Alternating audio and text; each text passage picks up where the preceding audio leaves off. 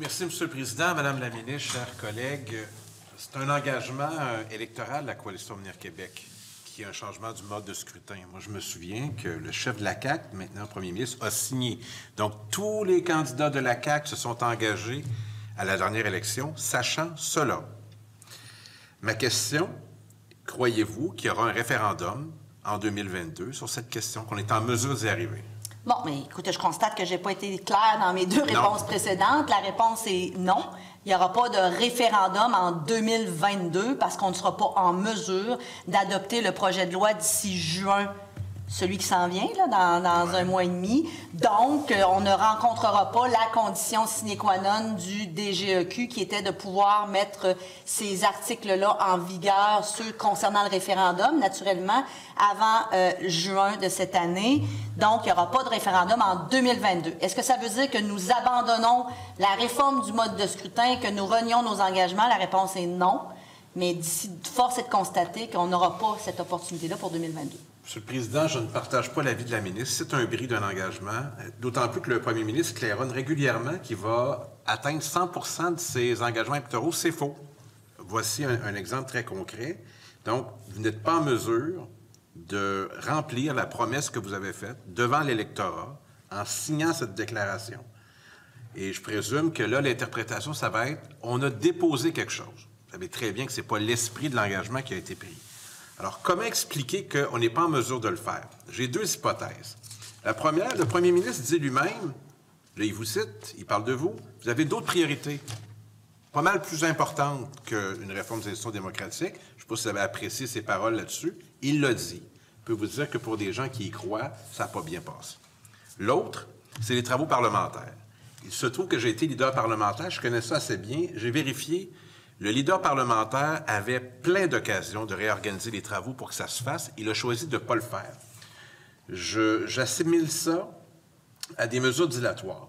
Donc, vous y croyez, puis vous l'avez dit, mais il y a des gens dans votre gouvernement qui n'y croient pas et qui se réjouissent de ça.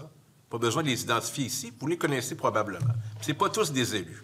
Alors, résultat des courses, croyez-vous toujours que vous allez remplir votre engagement électoral lorsqu'il n'y aura pas de consultation référendaire en 2022? Moi, je suis en désaccord avec vous. On ne renie pas notre engagement. On a été très loin dans ce dossier-là. Mais on peut être en désaccord, puis vous pouvez... Vous me demandez mon avis, je vous la donne. Vous pouvez être en désaccord avec moi, mais moi, je pense qu'on ne renie pas notre engagement. On a été très loin dans ce dossier-là, le plus loin que jamais été, et je veux continuer d'aller plus loin. Bon, une chose, c'est pas les priorités personnelles de Sonia Lebel qui viennent entrer en ligne de compte. Ce sont les priorités des citoyens du Québec présentement qui font que d'ici juin, là, je sais pas si je dois apprendre une nouvelle à tout le monde, mais on est en pandémie présentement, en troisième vague. Il y a beaucoup de choses à faire dans la relance économique, dans la sécurité sanitaire. Alors, c'est pas Sonia Lebel dans son bureau qui dit « Oh my God, j'ai bien trop de choses à faire ». C'est pas ça le cas. Non, la pandémie a le dos large. Non, la pandémie n'a pas le dos large. La pandémie, elle est là. Je m'excuse, là, mais c'est un fait brut, cette pandémie-là. Et non, je pense pas qu'on renie notre engagement. Maintenant, je peux comprendre la déception.